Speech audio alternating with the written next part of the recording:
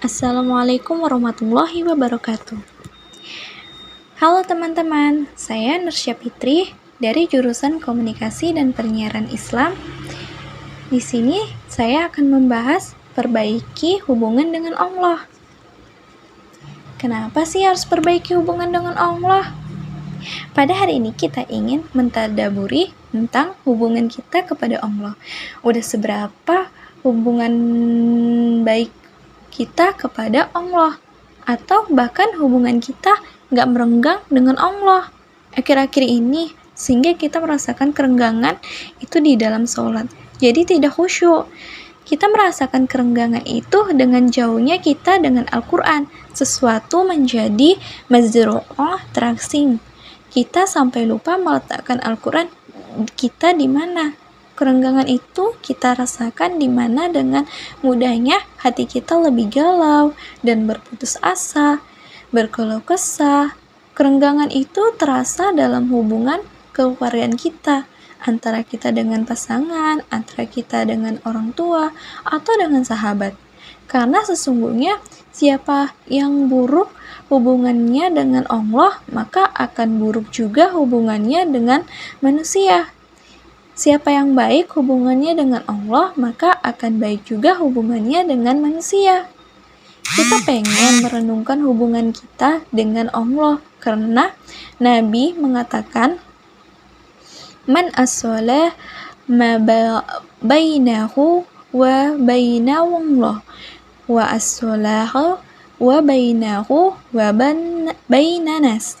Siapa yang memperbaiki hubungannya dengan Allah, maka Allah akan memperbaiki hubungannya dengan manusia.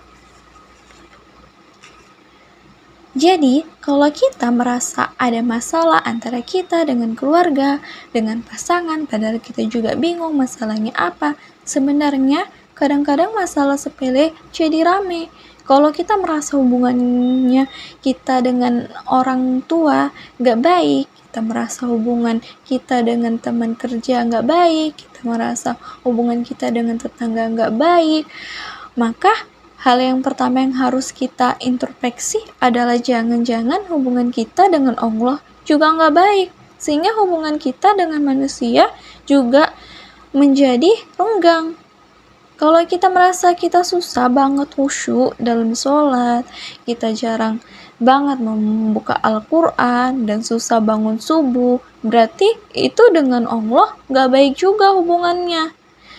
Dan hubungan kita dengan Allah itu bukan hanya menjadi jaminan kebaikan kita di dunia, tapi juga menjadi jaminan kita kebaikan kita di akhirat, karena akhirat kita gak bisa berharap ke siapapun kecuali Allah. Ataupun hari ketika harta keluarga udah gak ada lagi yang bermanfaat kecuali orang yang datang kepada Allah dengan hati yang salim, hati yang beriman, hati yang tunduk kepada Allah Subhanahu wa Ta'ala. Makanya coba kita renungkan kembali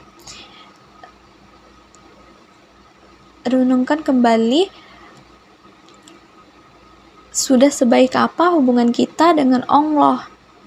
Kita lihat kehidupan kita lihat ibadah kita, ini udah hari kesekian, apakah kita, ini udah hari puasa kesekian, apakah kita masih ada kekurangan?